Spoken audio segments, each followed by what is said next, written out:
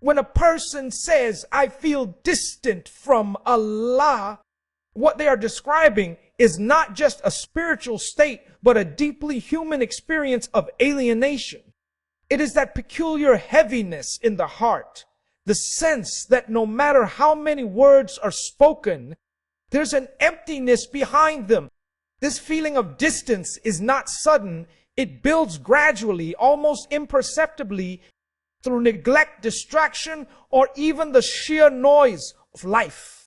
One day, you wake up and realize that the connection you once felt so vividly has dulled, and silence has taken its place. But this silence isn't the peace of spiritual stillness. It's the silence of absence, of estrangement. You know, the first thing to recognize is that distance doesn't appear out of nowhere. Human beings are designed to move toward what they repeatedly do. If your days are filled with endless scrolling, idle chatter, and ceaseless preoccupation with worldly concerns, it inevitably mirrors that pattern. Just as the body becomes weak when neglected, the heart becomes unresponsive when deprived of remembrance. And yet, here's the paradox. The more disconnected we feel, the harder it is to engage in the very practices that restore connection. It's like someone drowning who resists the lifeline because exhaustion convinces them they cannot grab hold. Psychologically, this resembles the phenomenon of alienation described in philosophy and psychology alike. Alienation happens when your lived reality no longer aligns with your deeper nature. In the Islamic tradition, the heart's deeper nature is to remember Allah. When that remembrance fades, the individual begins to feel fragmented.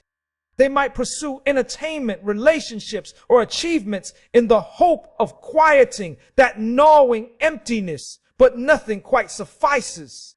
The reason is straightforward. The heart was not created to be filled by these things. It was created to be filled by its maker. What's interesting is that people often interpret this distance as evidence that Allah has withdrawn from them. But this is a fundamental misunderstanding. The distance is not His absence. It is our inattention. Allah is not far. He has always been near, closer than our jugular vein. It is we who drift. And the more we allow ourselves to drift, the more distorted our perception becomes.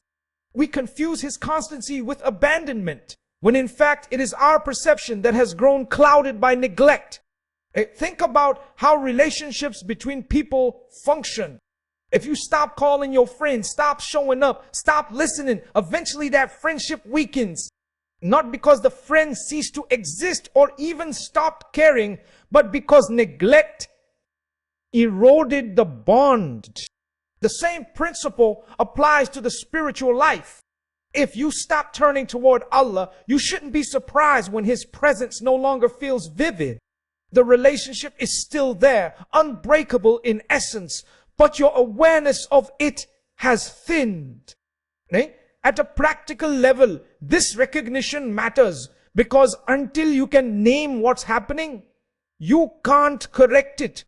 If you mistake spiritual distance for an unchangeable fate, you'll remain paralyzed. But if you recognize it as the natural consequence of neglect, then you also recognize that change is possible.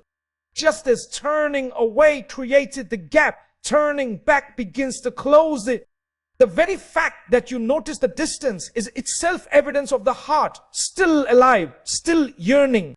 If it were truly dead, you would not even care to ask the question.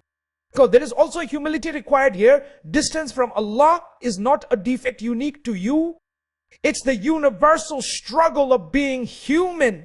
Prophets, saints, ordinary believers all experience moments of heaviness, silence, and even despair. What differentiates the sincere is not that they never feel distance, but that they refuse to remain in it.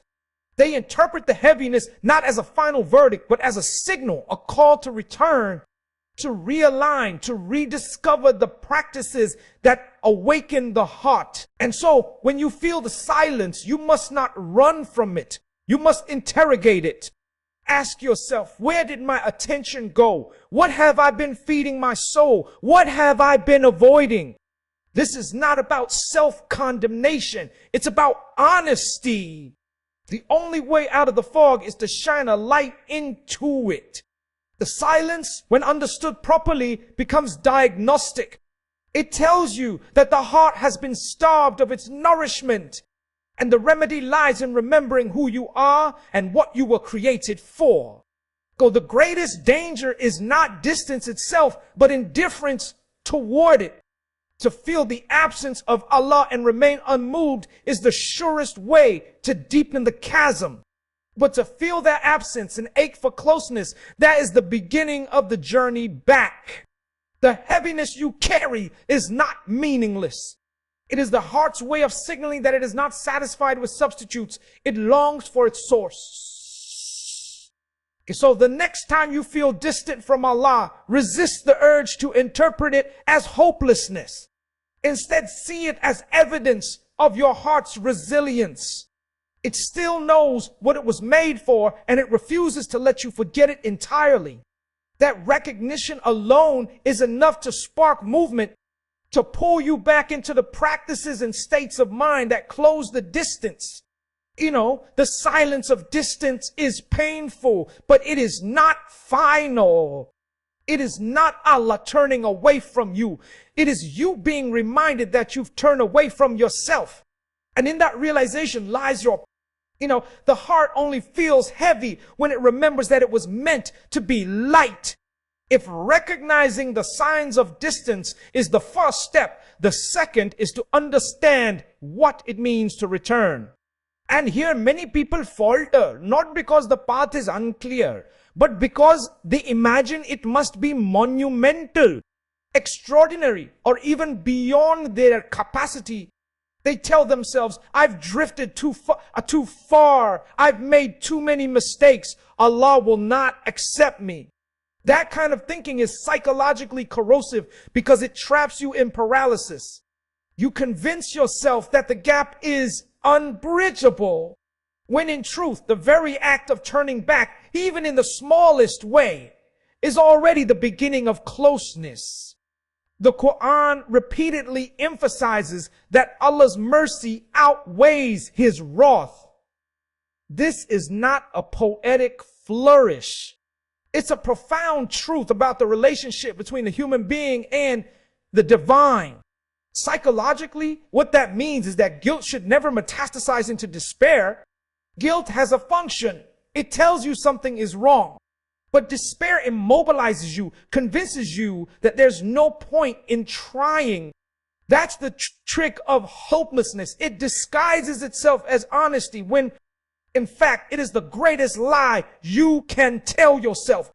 The reality is that Allah is always near, and His nearness is activated not by perfection, but by sincerity.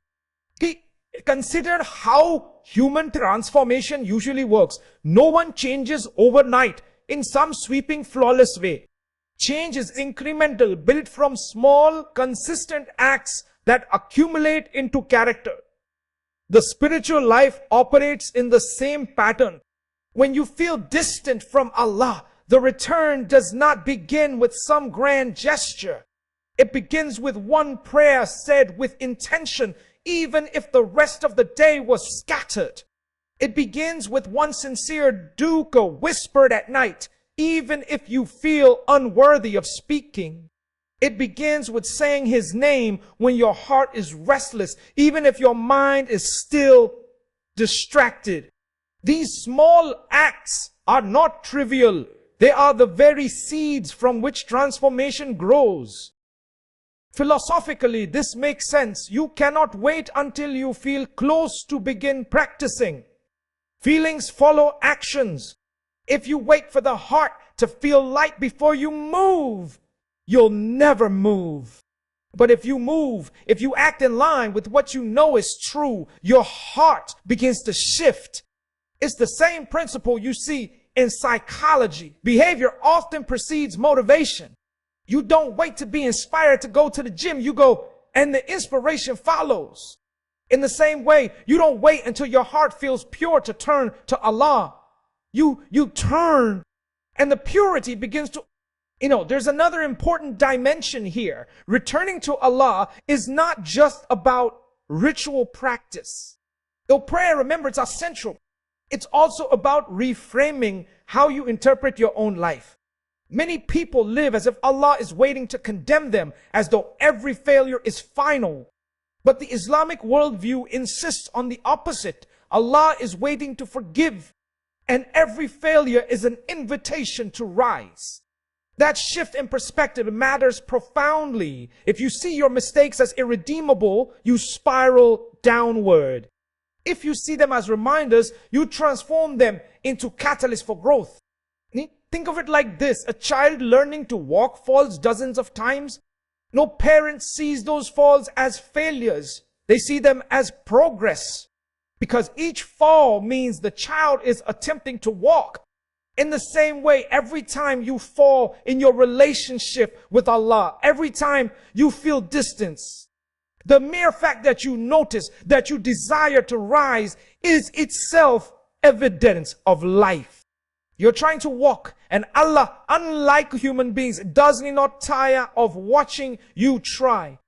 No, this perspective prevents the spiritual perfectionism that crushes so many people. They assume they must return flawlessly or not at all. That is not only unrealistic, it is spiritually destructive. The path back to Allah was never meant to be perfect. It was meant to be sincere. What He asks of you is not grandeur but honesty. To stand in prayer even awkwardly.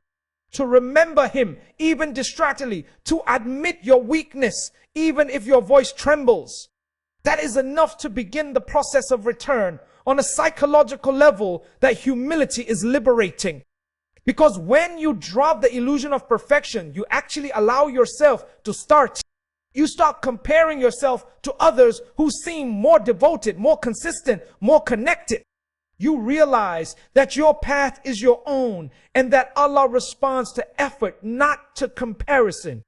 The Quran reminds us, whoever comes to me walking, I come to him running. That is not just metaphor. It's a description of reality.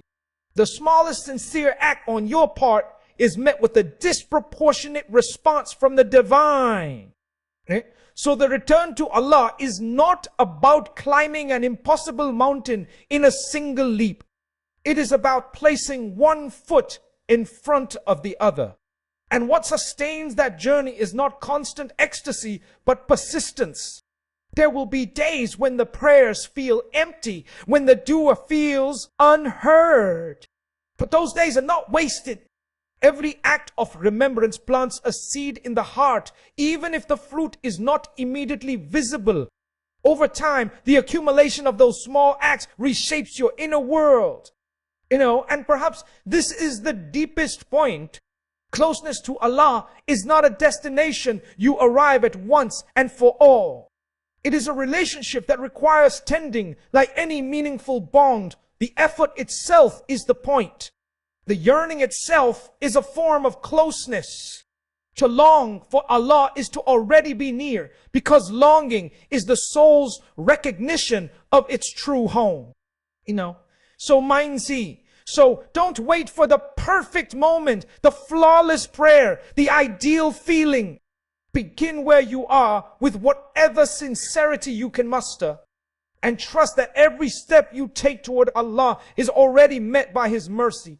The distance you feel is not permanent. It is simply the shadow cast by your own turning away. And the moment you turn back, even slightly, you discover that He was never far at all.